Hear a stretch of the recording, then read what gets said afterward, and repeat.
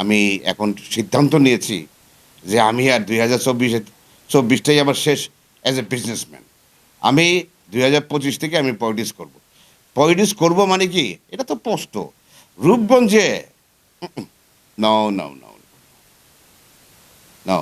রূপগঞ্জে যেই পলিটিক্স করুক, যেই এমপি ইলেকশন, আপনি তো ইলেকশনের কথা বলতেছেন না? আচ্ছা। যেই ইলেকশন করুক, আমিও করতে পারি। বাট যেই ইলেকশন করুক, ভদ্র হইতে হইব। সান্দাবাজি চলবে না। সান্দাবাজি করতে হইলে আমারে মাইরে ফেলতে হইব। আমি বাইচা থাকতে আমি সান্দাবাজি করতে দেব না।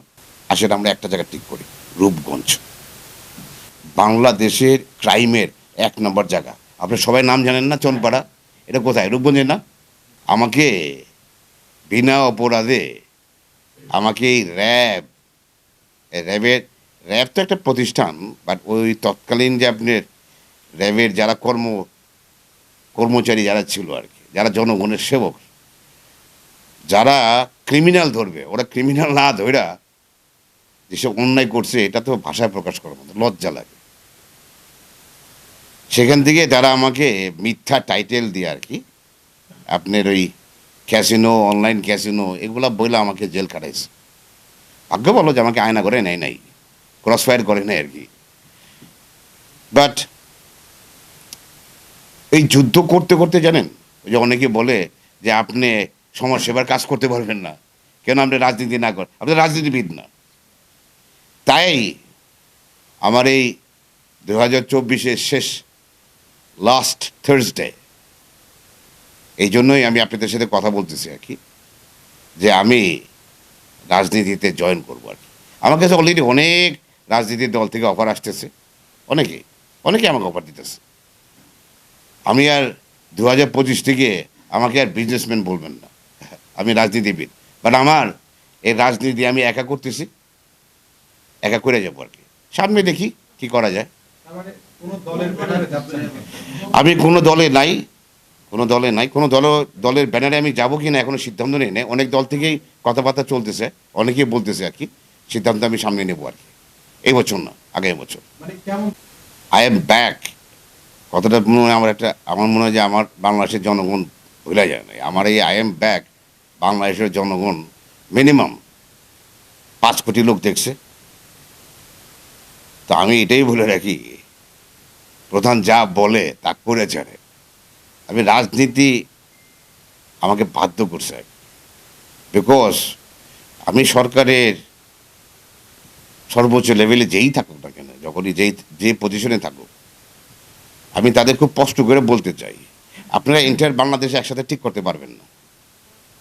আপনি কি স্পেসিফিকলি একটা জায়গাকে, একটা উপজেলা, তারপর একটা ডিস্ট্রিক্ট, ওটাকে আপনার খুব স্ট্রংলি ধরতে হবে। তা আমার অনুরোধ, আমি সেনাবাহিনীকে অনুরোধ করব, বিকজ আমাদের এই ৫ই আগস্ট যেটা আমরা বলি জুলাই আগস্টের যে বিপ্লব, এটা শুধু ওই ছাত্র জনতা তা না, এর পাশে কিন্তু আমাদের সেনাবাহিনীর সৈনিকরাও আছেন। যার জন্য আমি সেনাবাহিনীর সৈনিক সবাইকে, সেনাবাহিনীর মানে উপরে কর্মকর্তা সবাইকে আমি অনুরোধ করবো আরকি, আপনারা একটা জায়গা ঠিক করেন। আসলে আমরা একটা জায়গা ঠিক করি, রূপগঞ্জ। বাংলাদেশের ক্রাইমের ১ নম্বর জায়গা। আপনি সবাই নাম জানেন না চনপাড়া? এটা কোথায়? রূপগঞ্জে না? বাংলাদেশের যে কোনো জায়গার থেকে সবচেয়ে ক্রাইম বেশি কোথায়? হ্যাঁ? চনপাড়া, রূপগঞ্জে। চনপাড়া মানে কি? রূপগঞ্জে। সেই চনপাড়ার উল্টা দিকেই আমাদের জলসিঁড়ি। জলসিঁড়ি দেখছেন না? আপনি জলসিঁড়ির সাথে কিন্তু আমার অনেক কিছু জলসিঁড়ির সাথে আমার কানেক্টেড।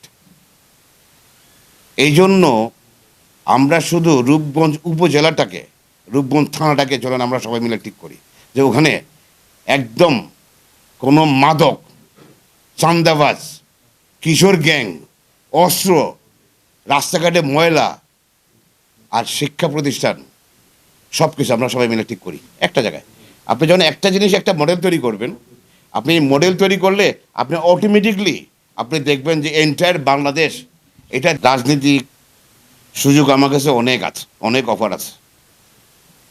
ওটা আমি আগামী বছর সিদ্ধান্ত নেব আর কি। তবে আমি প্রধান এই পর্যন্ত যা বলে আসছে ওটা করে যাচ্ছে। রূপগঞ্জ, আমি বলছিলাম আপনাকে মনে আছে কিনা, রূপগঞ্জ আমি জাপানের মতো পরিষ্কার করে ছাড়বো, এটা আমি পরিষ্কার করবই।